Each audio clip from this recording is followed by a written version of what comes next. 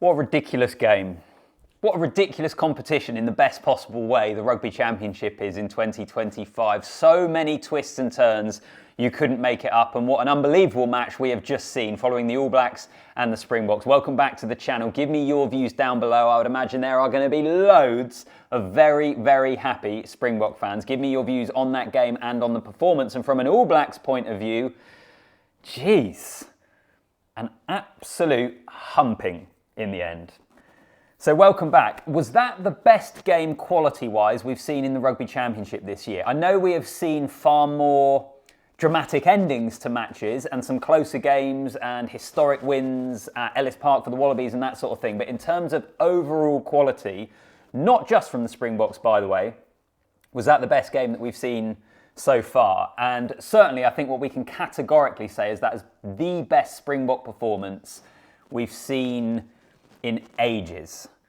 Long time, I think, since we've seen the Springboks, particularly in that second 40 minutes, put in that sort of performance. So dominant, combination of physicality, set piece, brilliant skills and athleticism in the back line. And that is a statement, a complete and utter statement. To win by that scoreline in New Zealand off the back of last week, all the questions around this team, and I've been asking them because I think some of the Springbok performances up until this point have been nowhere near the standards that they have set for themselves, but they were absolutely brilliant in that game. What a statement performance, and what sort of impact can that result have for the Springboks? Given the fact that, frankly, coming into this game, they hadn't been playing that well in the Rugby Championship. They'd won one game against Australia. You were wondering where they were in their development. Was it that kind of period where they were going to have to go through a bit of a redevelopment maybe, and then you come out and you do that? What sort of fuss about? What is there to be worried about? Brilliant. And what about this Rugby Championship, by the way? I know I've mentioned it already and we have spoken about it this year, but it is so even. And I wonder whether it's a reflection of international rugby at the moment and how even it is across the board against the top teams. We'll get a better answer to that question in November when all of these teams come north and play Ireland, France, England, Scotland, all those teams. But it feels at the moment like international rugby could be a pretty even playing field, more so than it has been for a long time, maybe more so than it has ever been. And the Rugby Championship, in terms of the results, are a total reflection of that now. And it's amazing, isn't it? Off the back of the Pumas beating the Wallabies earlier on today, I was thinking, well, if the All Blacks win here, they're going to be such in the box seat to win this competition. The Springboks could find themselves bottom of the pile. And now all of a sudden, with 2 games to go, the Springboks facing Argentina, the All Blacks facing Australia, is it the Springboks who maybe in some of our minds have gone from the bottom of the pile to best place to go on and retain their title? Crazy game, crazy competition, but don't we love it? It was unbelievable, and maybe plenty of questions answered from the Springboks, but there's going to be a hell of a lot of question marks over that New Zealand performance and certainly that result. So I'll do my best to sum it up. The first thing I had written down besides all that as the intro was injuries. Like injuries in this game. In the first half in particular, we saw Noah Hotham go off for the All Blacks. We saw loads for the Springboks of Sasha Feinberg and Ngomazulu. Reinach had to go off, losing your 9 and 10. In the second row as well, we saw Snyman have to come on early. So many different... Cheslin Colby went off in the second half as well, losing your halfbacks. And I was thinking there, because before the game, I thought the impact of the South African bench could end up being the difference. And I was thinking, because they've had to use so many replacements early on, is that going to nullify the bench impact? And it didn't end up mattering in the end, but that sort of resilience to have to deal with those sorts of setbacks, they just did absolutely brilliantly.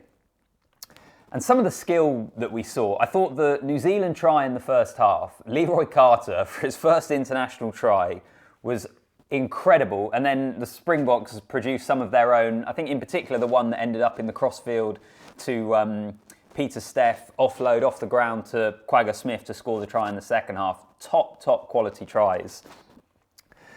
I suppose what's different this week for the Springboks? And I think there was real intent in their play. I think there was better accuracy in what they were trying to do. There were less mistakes. There were still some mistakes, but there were less mistakes.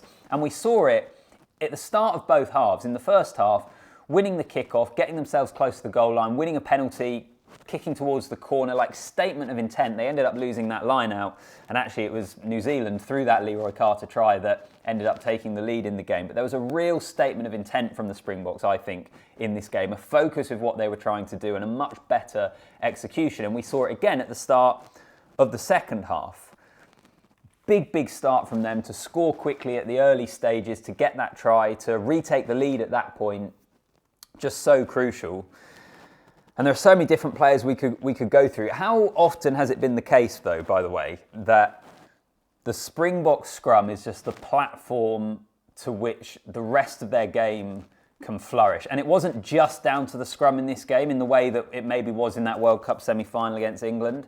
But I think the scrum was such a platform for them here, such a thing to be able to rely on, to get them out of trouble at some times. And then we saw all sorts of different areas of their game that were just at a way higher level. I thought they were excellent. In terms of the Springboks, I want to pick out a few different players, which when you've just won by that scoreline, 43-10 in Wellington, All Blacks' biggest ever defeat, I can see on the TV just in front of me here.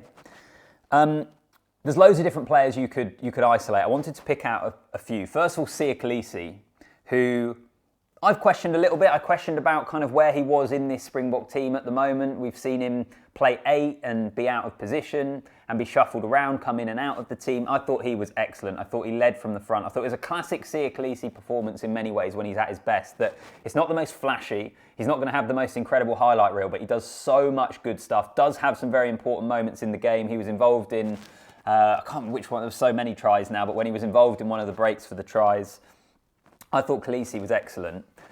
What about Damian Willemse at 12? I think that is the best Damian Willemse has played for years, probably going back to 2023 and that World Cup run and in the build-up to that World Cup when he was so good. Playing at 12, I think he's excellent. And I think he's probably got one of the most underrated sidesteps in world rugby. If you got rugby fans to put together a list of the players with the best feet on the planet, I don't think Damian Willemse would be on that list. It is so underrated, his sidestep, and I thought he was great. He took his try so well. I mean, the pass was basically behind him. He was 10 metres from the try line, but head down, leg drive. Great score from him. So I thought he was excellent. And loads of other players. Who else do I want to mention? Ethan Hooker. The Quagga Smith try, the break from Ethan Hooker from inside his own 22 to just not take the easy option and maybe kick to touch, step on the acceleration, find the gap, set it up. I thought he had a very, very good game. But from a Springboks point of view, just excellent. Let's get on to the All Blacks then. The fallout from this is going to be pretty brutal from a New Zealand point of view. I can imagine the New Zealand media, the public, are going to be really unhappy with that result, understandably, a historically bad one from their point of view. The mad thing was, for a lot of that game, I actually thought it was a really good contest. Like until the Willemse try, which was on 61 minutes. So 3/4 of that game I thought was a really good contest. I thought we saw both teams actually with a pretty high skill level. I thought Leroy Carter looked good on debut. I actually thought Billy Proctor at 13 had a good game. I thought Tupu Vai was excellent in the second row. I thought there were a lot of kind of green shoots almost, or a silver lining to what was looking like it was going to be a defeat. But after the Willemse try, Quagga Smith try, Snyman try, Esterhuizen try, bang, bang, bang, that scoreline, record defeat. And it almost changes the whole kind of feel and complexion of this result. And where does this leave the All Blacks? They were in a position where you look at them really, and they've beaten France the most recent times they've played them. They've beaten Ireland the most recent times they've played them. Had they won here back-to-back against South Africa, you would be looking at them as kind of at this moment in time, the undisputed #1 team in the world. And this result just shatters all of that, which goes back to the point maybe I made earlier that it just feels so even at the top level of international rugby at the moment that on any day, anyone is able to get one over on another one of their competitors. I still think that New Zealand on their day are a really good side. I think they are developing. I think this is a pretty brutal moment in the learning curve and the development of this team. And the question down the line in 2 years at a World Cup is going to be, how do the All Blacks build from here? Have they built from here and use it as a way to get themselves into a better place? Or was it a bit of a sign that actually this is an All Blacks team that aren't at the very, very, very top? I think that would be premature to say that. I think there's still a lot of good stuff here. But there continues to be questions for Scott Robertson and his All Blacks tenure. And they build and they are developing, but a result like this does unquestionably set you back. And it's the Springboks that lift the Freedom Cup. It's the Springboks that maybe now might be the favourites to win the whole thing. We'll wait and see. I mean, clearly, only a fool would try and predict what's going to happen in the Rugby Championship this year. It is so unpredictable. It is so entertaining. Every week the script seems to get ripped up and a whole new thing happens. Brilliant performance from the Springboks, the best in ages. Give me your views down below. Like the video as well. Hit that subscribe button so you don't miss a thing on the channel. And I'll see you in the next one.